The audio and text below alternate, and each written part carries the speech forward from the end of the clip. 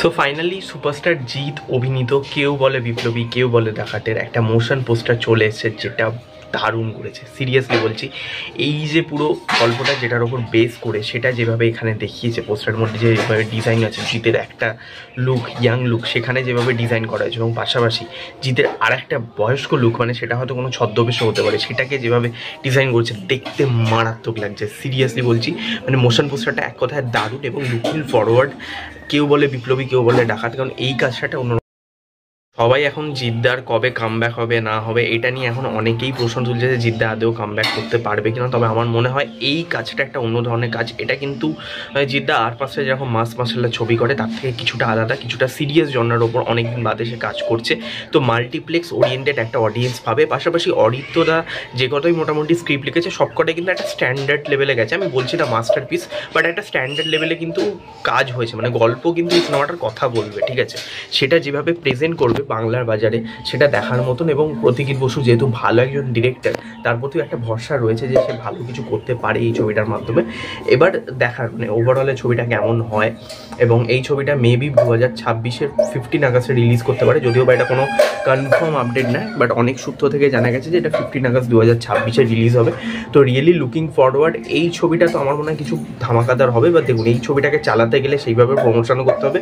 তো জিদ্দা এখন যেটা করেছে, প্রথম দিয়ে প্রমোশনটা আরম্ভ করে দিয়েছে, কারণ এটা দিয়ে সে বলে দিয়েছে শুটিং কিন্তু প্রোগ্রেস, মানে শুটিং কিন্তু চলছে, ঠিক আছে? তো এটা কিন্তু এক প্রকার মানে প্রমোশনই, কারণ শুটিংয়ের ডেট থেকে কিন্তু প্রমোশন স্টার্ট হয়ে গেল, ঠিক আছে? মানে শুটিং চলছে, তার সাথে সাথে প্রমোশনও চলছে। তো প্রমোশনের কিন্তু এবারে জিদ্দা অনেক খাটতে চলেছে, যেটার জন্য ম্যাক্সিমাম লোকই তাকে কমপ্লেন করে যে কেন জিদ্দা তুমি প্রমোশন করছো না, প্রমোশন আরও গ্রাউন্ড লেভেলে করা উচিত। তো সেটা কিন্তু সে এবারে করতে চলেছে। ফাইনালি তার হুঁশ ফিরেছে এবং সে এখানে করবে। তো ডেফিনেটলি সেটার জন্য একটা সিনেমাটা বুস্ট পাবে।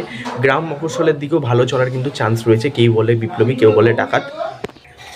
সো এই কাজটা নিয়ে একটা আশা রয়েছে, এবং দেখা যাক এখানে হিরোইন যদি কেউ থাকে, আমার মনে হয় না কোনো নায়িকা এখানে রয়েছে বলে। এখানে পুরোপুরি কেন্দ্রই করে থাকবে হচ্ছে জিতের ওপর। এবার জিদ্দা এই সিনেমাটা একা টেনে নিয়ে যেতে পারে। ভালো ভালো কিছু অ্যাক্টরের প্রয়োজন যারা এই ছবিটাকে আর কি সেই লেভেলে দেবে আর কি পারফরমেন্স ওয়াইজ। তো ছবিটার গল্প এবং পারফরমেন্স কিন্তু কথা বলবে। অ্যাকশন সিনও দরকার, আর মাস অডিয়েন্সকে ক্যাটার করার জন্য কিছুটা অ্যাকশন দরকার। আমি বলছি না পুরোপুরি মাস মশলা করতে, বাট কিছুটা অ্যাকশনও কিন্তু এই ছবিটা প্রয়োজন হবে, এবং গল্পের মধ্যেও কিন্তু রয়েছে। তো সেই দিকটাও রাখতে হবে। তো ওভারঅলে ছবিটা কিন্তু একটা ভালো কিছু কাজ হতে পারে।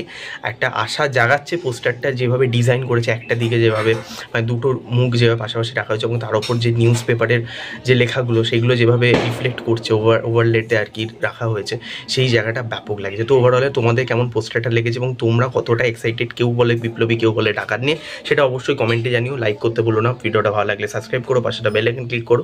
নেক্সট দেখা হবে, ততক্ষণ জন্য টাটা, টেক কেয়ার।